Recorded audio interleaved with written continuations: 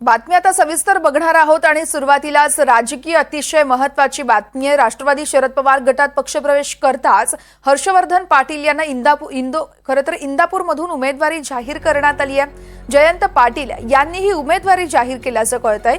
जागा वाटपाशिवाय उमेदवारी जाहीर करता येत नाही, पण इंदापूरमध्ये मात्र हर्षवर्धन पाटीलच धनुष्य पेलू शकतात असं जयंत पाटील यांनी म्हटलंय।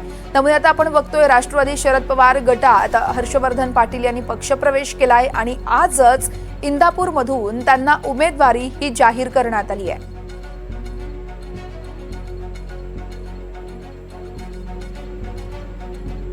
दिल्लीमध्ये भारतीय जनता पक्षामध्ये किती अस्वस्थता आहे, किती अस्वस्थ भारतीय जनता पक्षातले प्रमुख नेते झालेले आहेत हे वर्ष सव्वा वर्षापासून आम्हाला त्या सांगत होत्या। कारण भारतीय जनता पक्षाला देखील ज्या पद्धतीने भारतीय जनता पक्ष चालतो त्याबद्दल भारतीय जनता पक्षात प्रचंड असंतोष आहे आणि बाहेरून जे कोणी येतात ते बाहेरच बसलेले असतात।